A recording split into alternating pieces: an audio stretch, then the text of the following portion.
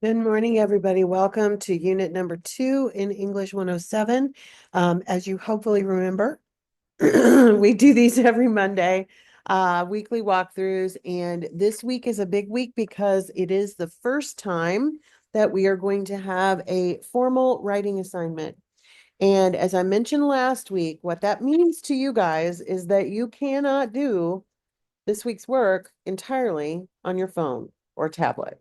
You are going to need to access a computer because you do need to use Microsoft Word or some other word processing program. It doesn't have to be Word, but you do have free access to Office 365 as a post-university student.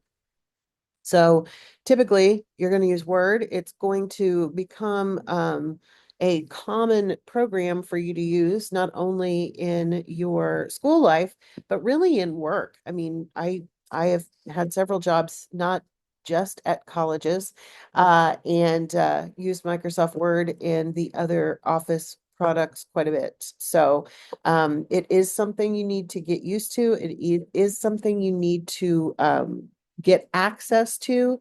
If you do not have access to a computer at your home, then you are probably going to need to either obtain one, or you're going to need to go somewhere to finish up your homework for the week. I am a huge proponent and fan of libraries. Local public libraries all have computers that you can access.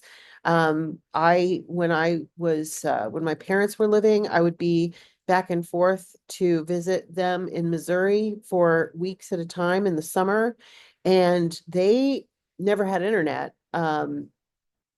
So even though I had a laptop with me, I would have to go either to Starbucks or to the library to use the internet because my parents did not have internet in their home.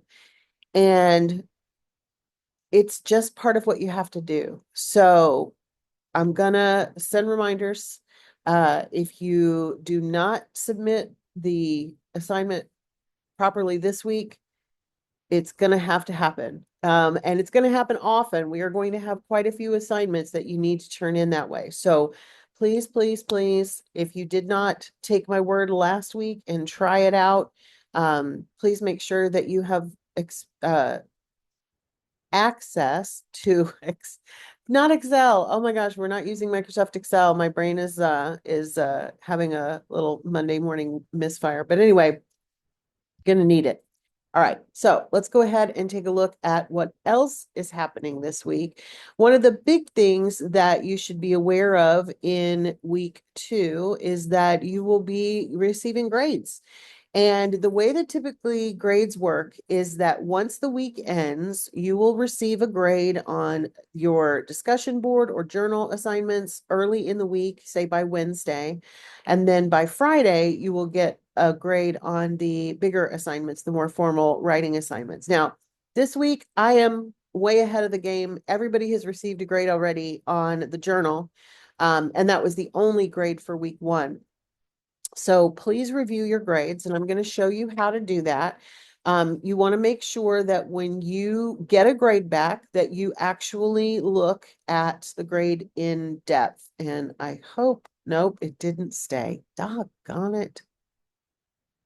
I said to save it. Okay, well, oh, it made me a different student. Okay, that's what it is. So when you receive a grade, you're going to have a score over here. See where it has the little dash. It's going to say 10 out of 10, let's say, on the journal. When you want to review your score, you can click on the title of the assignment. You can also click the link that says View Rubric. We're going to do that first. And the rubric will show you whether you met or did not meet the requirements. We're going to be working with rubrics all semester, so you're going to get to know them very well. My main concern is that if you get a score, even if you get a perfect score, I always want you to read my feedback. So if we click on the link, and it may not let me because there is no real score. Yeah, it's not going to let me. If we click on the name of this, you're going to have a box with my comments on it. in it. You always want to review those, no matter what. Even if you get 100% on every assignment, make sure you read my feedback because I give you helpful tips and things. So make sure you do that. All right. All right, let's go to unit number 2 because that's where we are this week. Our theme is solutions. So unit 2 focuses on some important things for college, not just writing classes, but college in general, plagiarism and AI generated content. This week, we will discuss the importance of using sources as evidence and accurately recording sources through in-text citations and a reference list to avoid plagiarism. This is something that several of you had asked about when you were giving your introductions and your questions about writing. It is not something that is easy. It is not something that comes naturally. But when we use research, and we will in almost everything we do in school, we're going to have to share where that information is used. And there's two things that we use to do that. One is the reference page. In APA, we call it a reference page. If you used MLA when you were in high school, for example, you might have seen a works cited page. It's essentially the same thing, just a different style, MLA versus APA. Post uses APA, and the nice thing is it uses it across the board. So you don't have to learn one system for one class and another system for another class.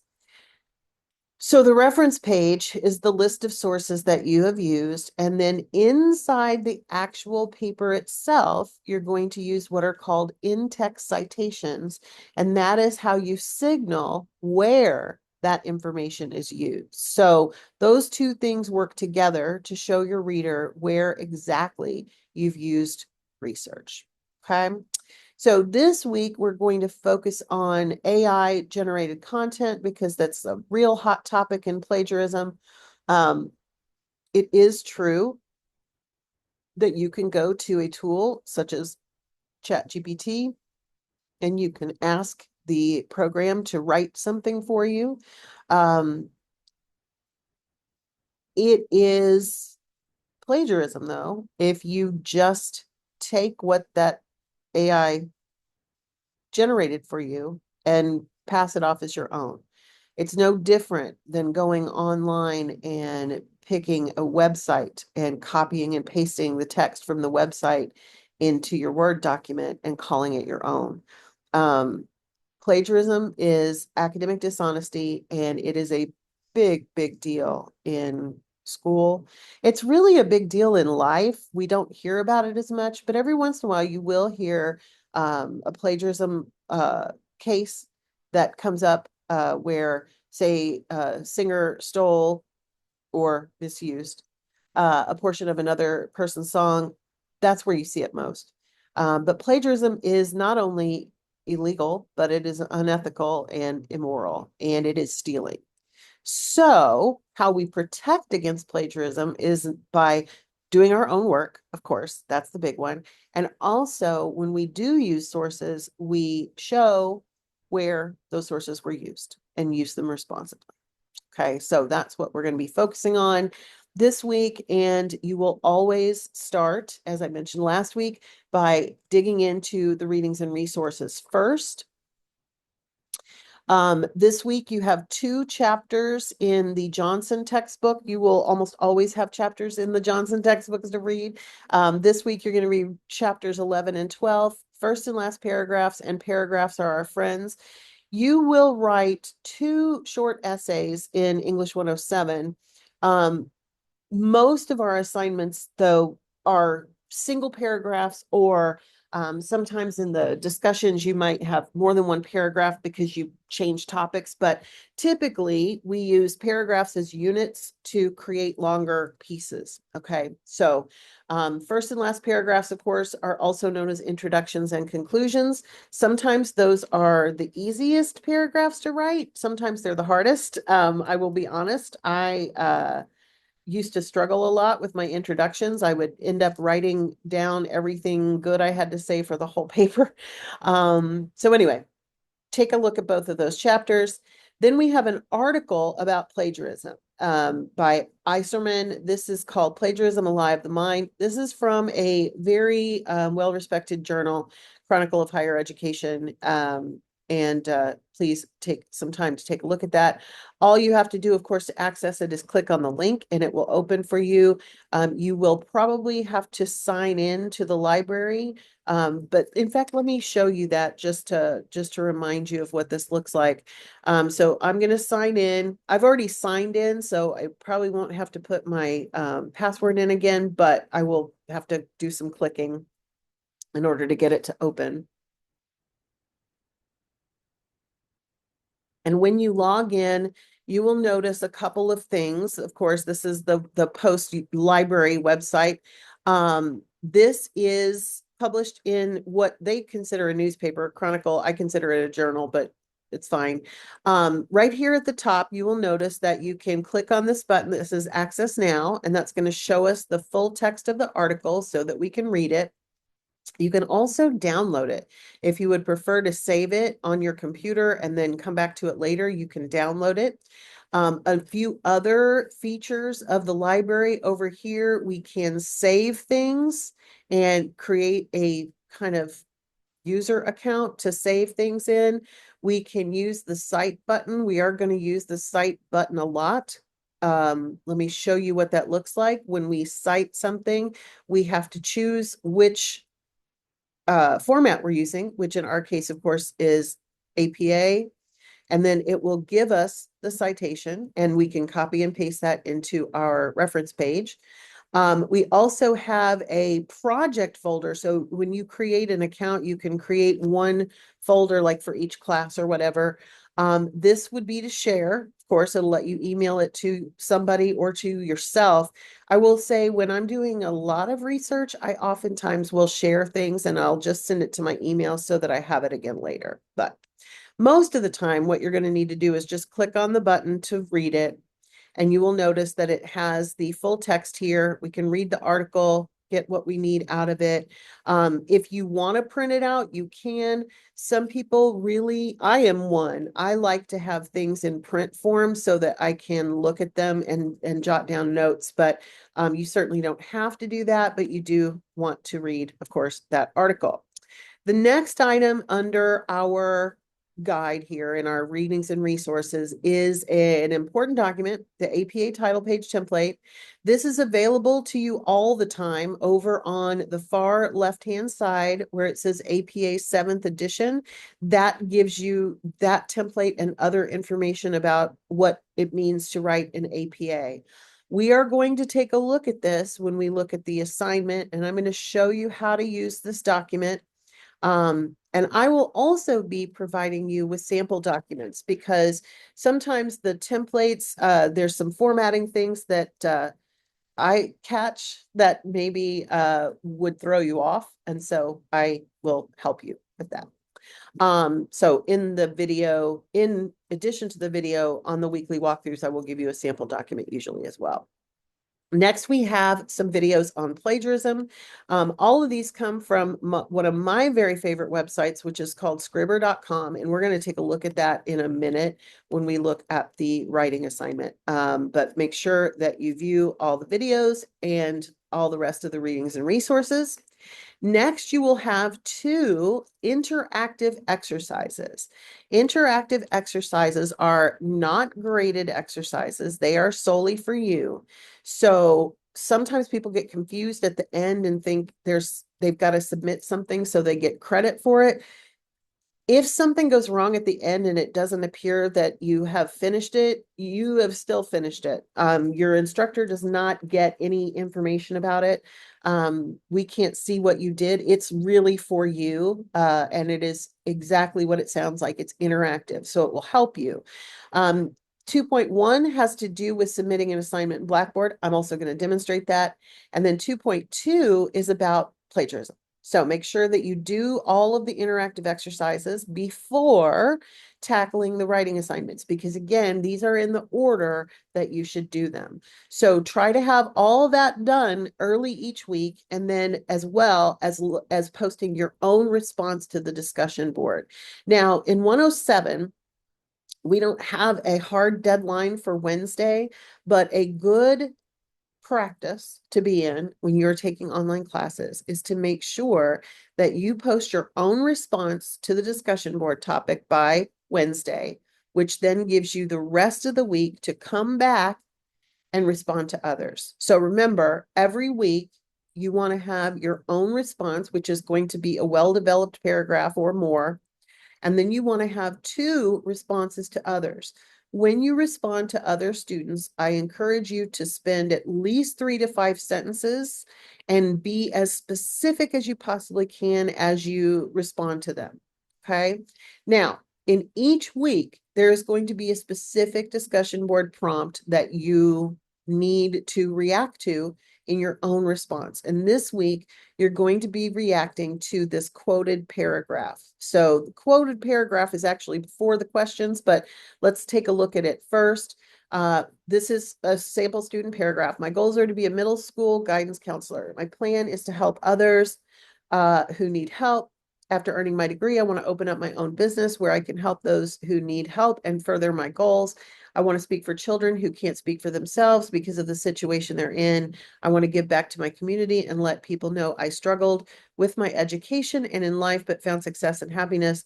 I will have to work hard in my classes and in life to complete my goal, but I really want to achieve it. Okay, so this is a sample paragraph that you are going to answer questions about. Here's the questions. What do you consider some of the things the author did well? What good points are they making? Give specific examples of what you think were good. What are some of the areas that need improvement? And this can be anything. It can be grammar, it can be punctuation, but it could also be ideas and whether or not they gave enough detail and examples. Finally, if you had to write a paragraph on the same topic, a goal that you want to achieve, would you submit this sample paragraph or something similar to your instructor, and why or why not? So would you use this just like it is? Hint, hopefully not. That would be plagiarism. Or if you write your own, what would you cover? What would you want to do? Okay, so share your goal. So this time you may have a couple of paragraphs. You might even have your own little, goal paragraph, but you definitely want to have at least 6 or more sentences as you discuss the questions here, and then come back and respond to at least 2 of your peers responding to what they said. Did the author of the paragraph do a good job using the correct tone and thinking about their purpose and audience? So are they responding to the person who wrote the paragraph the way you did, or are there differences? Okay. When you post, you know how to post on the discussion board because we did it last week, but let me remind you, when you post on the discussion board, you will create a thread. You want to give it a title. So I'm going to call this Unit 2 Sample.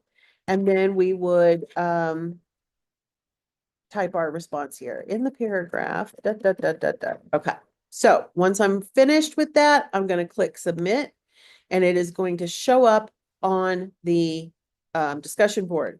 When you read what other people write, you respond by saying reply, and then you post your reply here. Oops, not replay. We're not channeling Rihanna, and then we hit submit. Okay. Let's go back to the unit. So the big assignment this week is the writing assignment, and it is called Unit 2 Assignment and Submission Link, Finding a Source. This week, you are going to be doing your own research. You're going to look for an article, say a magazine article, maybe a video or a website about using AI generated content. You're not going to be using ChatGPT itself as the source. You want to read something that someone else wrote about whether or not you should be using AI generated content or the dangers of using AI generated content. Now, you can look for this source anywhere that you want. So you can use Google, you can use the school library. There's a billion different places that you can look for information. I'm going to show you 2 because I'm also going to show you how to cite those sources. Notice that we do also have the template again right here. It's also back up in the readings and resources and in the APA 7th edition. There's no shortage of links to the template. But the most important link here is the Unit 2 assignment and rubric. Now, every single time we have a formal writing assignment, you will have this type of document. And it is super important that you read this document thoroughly. I'm going to go over it with you, but you need to use it as well. Couple of reasons. Number one, this is where you find out what your requirements are. And if you do not meet one of the requirements, you will not get a good score. It's just that simple. I think I mentioned this last week, but the analogy that I like to use is if you were assigned a paper about schizophrenia and you wrote a great paper about depression, you still won't get a good grade because your assignment was to write about schizophrenia. So you absolutely need to do what it asks you to do. Okay. So throughout this class, you will be examining different types of sources on a variety of subjects. Some of those sources will be from the post-university library, most of them will, and other sources might be from the internet. In this assignment, you get to pick, so you will find one source, a magazine article, a video, or a website about using AI-generated content, such as, and ChatGPT is only one of the examples, and you're going to evaluate that source. Write a paragraph. It has to be at least 6 sentences about the source. In the paragraph, you will answer these questions. Why did you pick the source? What is the source about? Which of course means giving a summary of the information. This will be in your own words. You can use direct quotes if you want to, but you don't have to. And then finally, what makes this a good source to share in the classroom? So 3 questions about this article. You will also need to include a link to the source. Now, if you give me a perfectly beautiful reference page, I'm going to be very impressed. You only have to include the link this week, but we are going to be using APA format. We are going to be using APA to document sources, so we may as well get used to it now. Okay. All right. Below that, in each week, you will find the rubric. And we looked at the rubric briefly for the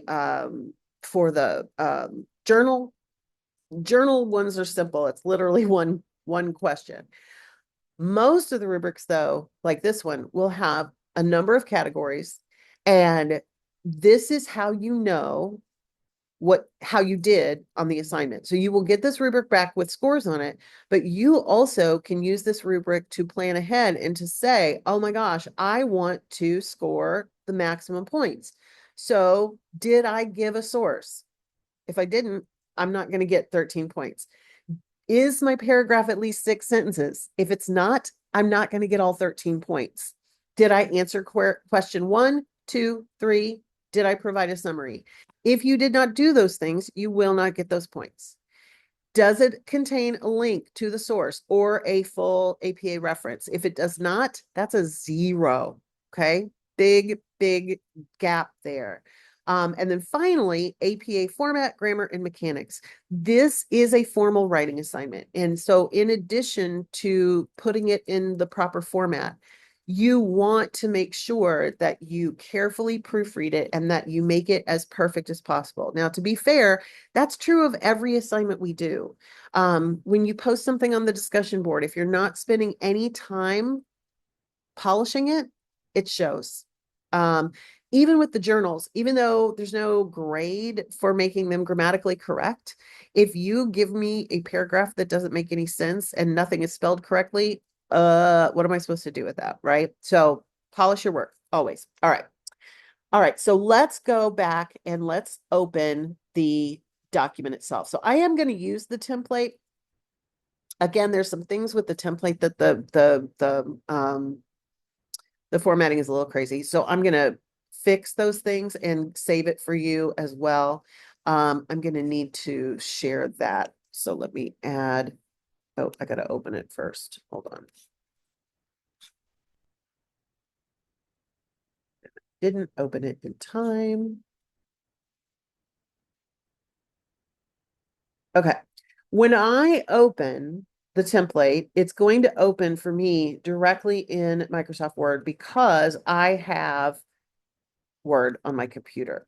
If you do not have Word on your computer, you will be able to utilize the, let me stop sharing and reshare because this is not wanting to cooperate with me.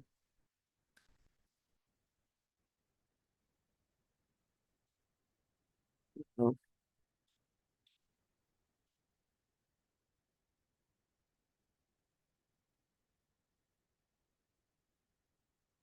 here. There we go. Okay. When you save the file on your computer, you can open it in Office 365. In order to get to Office 365, and I showed you this last week, you can go to the quick links, and it's the second one, Office 365. Okay. If you need help with that, let me know. I'm happy to kind of try to guide you through, but this is something that you're going to need to do over and over again this term. So please, please, please, please get in the habit.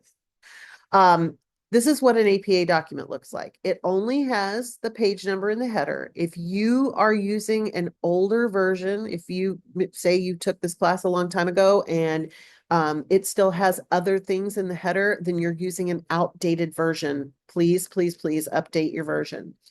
On the first page, you have a title in bold print. You give it your work a title. You need to make sure to give it a title. So I'm going to call this one Unit 2 and AI generated content. Okay. You will then put your first and last name on the main page here. I'm gonna be Taylor Swift today. I mean, why not? English Department Post University, that can stay. English 107, The Power of Words, that can stay. Instructor's name, you need to put my name, Jackie Pierce. You also need to put the due date for the assignment, which is going to be Sunday's date. So let me double check. I always like to make sure I put the right date on here. So if you do use the sample, it's actually correct. Sunday is May 11th. Okay, so May 11, 2025. All right. On page 2, we have the title again. So we're going to put this again, Unit 2 and AI generated content. The paragraph starts right here. And again, you only have one paragraph that you have to write this time out. But it's going to answer those questions. It's also going to give a summary of the article.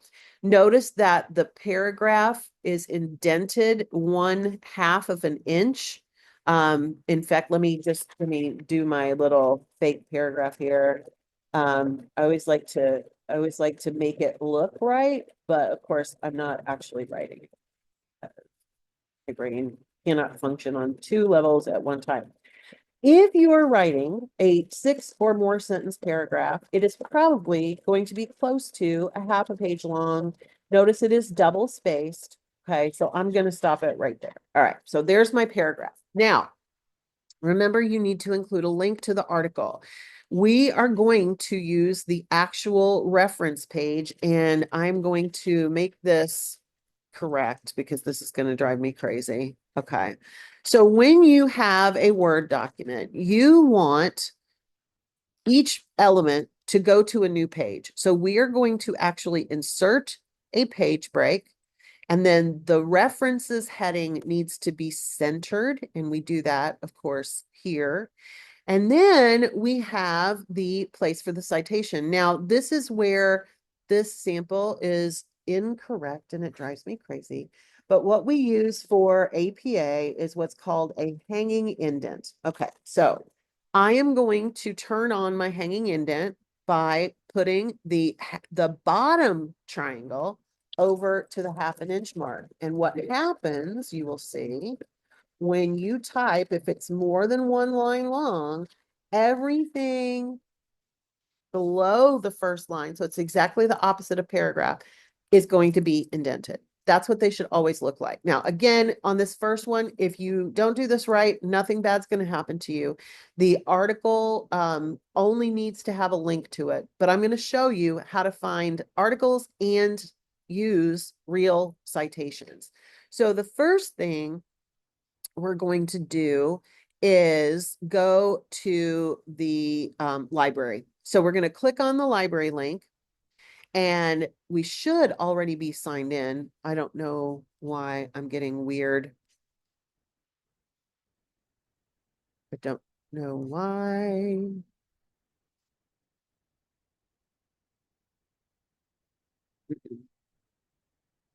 Okay. Oh, wait. I think it just went. Let's see.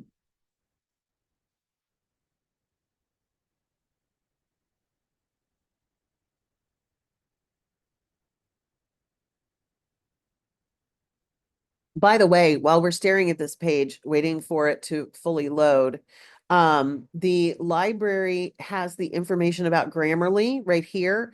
Grammarly is an AI, but it is designed to help you write, not to write for you.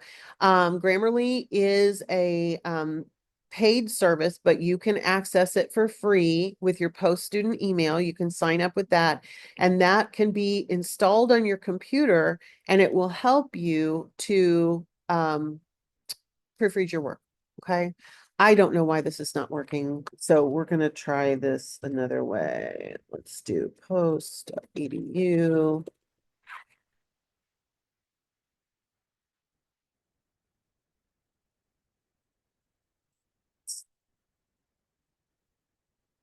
No. Okay.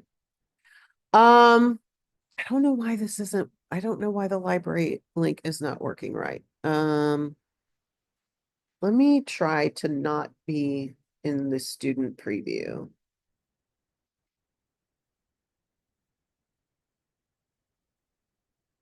Okay, let's try it now.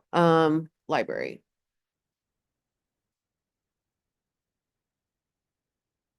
No, I don't know what's happening. I think it came up when I did that eventually. So let's try that. There we go. Okay. All else fails, click on the link that says search here. So we're going to put in AI generated content. We're just going to search for the term that it shows us. We do want full text, and that's automatic because we want to be able to read it, of course, and not just hear about it. We got tons of stuff. Okay. So for AI generated content by itself, we have over almost 800,000. I'm going to put and plagiarism because I want to focus on the potential problems. Now I only have 11,946 articles to choose from, but I think that's probably going to be okay. All right, so let's just pick one. Chat GPT, opportunities and risks related to AI generated content. This sounds like a good article that I can do. I can access it by clicking on this to online full text or PDF. I'm going to click on the title first, though, because I want to get that citation that I told you about. So over here on the cite button, we're going to click the cite button. We're going to take the APA one and copy it to our clipboard. Now I'm going to open my Word document and I'm going to paste it in, but I'm going to say match formatting, I'm teaching you a little thing here. And what that does is it keeps my hanging indent. Notice how the second line is where it needs to be. Little trick. Now, the other kind of thing that you may use to find sources, of course, for this one would be, say, Google. So I'm going to open a Google window. And I'm going to put in the same search, AI generated writing and plagiarism. There's a good one. Is using AI plagiarism. This is someone's blog. Maybe not the most academic source, but pretty good. So let's just use that one. Let's use the very first one that came up. And this was published back in 2024, so it's not super old.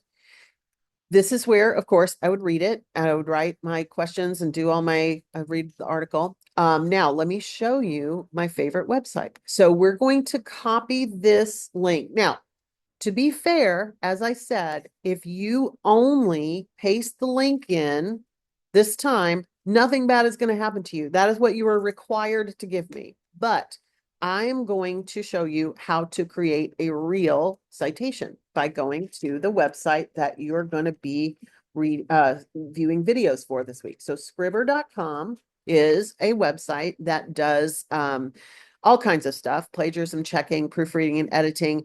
But here's where we're going today, the citation generator. All I have to do, and APA 7th edition is the default. So all I have to do is paste that website in and hit the cite button. And it is going to create a citation for me that is fully APA cited. So I'm going to copy this to the clipboard and do the same thing I just did. And I'm going to paste, but I'm going to use match formatting. Oops, it almost did it right.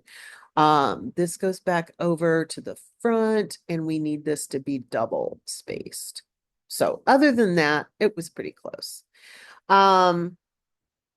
Now, because I already have it in here, I can get rid of that link. But again, if you just use a link, that's absolutely fine. The other type of source that you guys might want to use, and if you're a video person, you can use YouTube to find a video. So we're going to click on YouTube. We're going to put in AI generated content.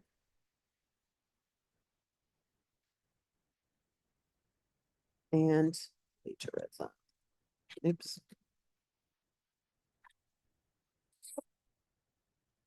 Okay, so I'm gonna, this one's only a minute and 23 seconds. That might be a little tiny short, but let's take something maybe a little bit more robust.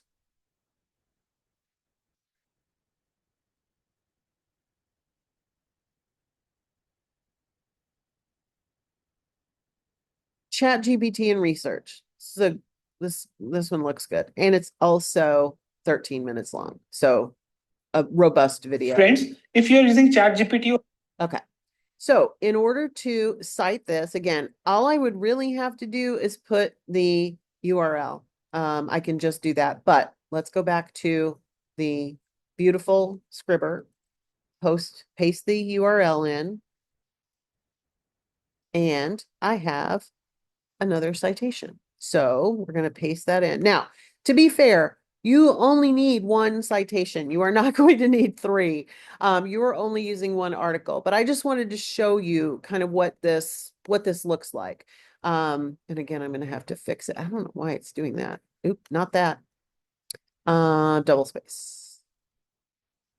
Now, one quick thing about reference pages. And again, you only will have one item on yours. So this is irrelevant for this time, but this is a life lesson that will help you.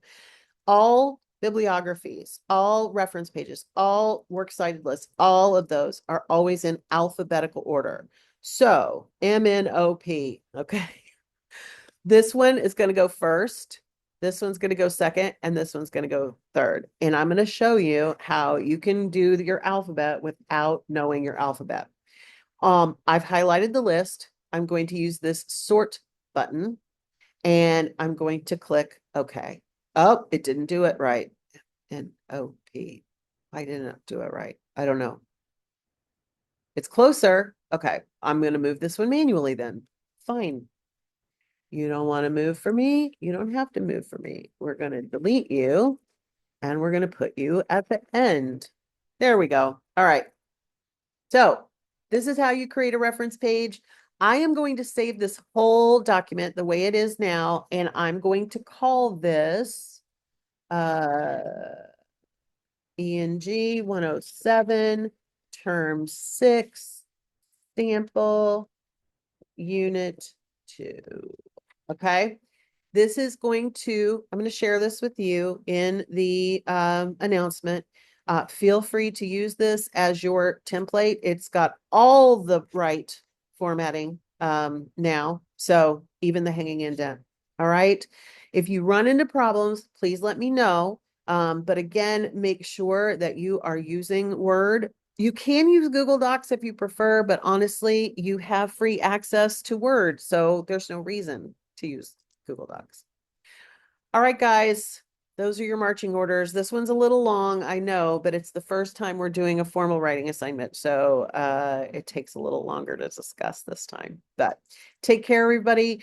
Don't forget also, tomorrow night, Tuesday, is the first of the workshops that are hosted by me on Microsoft Teams. So if I see you there tomorrow night, that would be awesome. If not, you can always send me questions on the Ask the Instructor or by email. Take care, everybody. Have a great week too.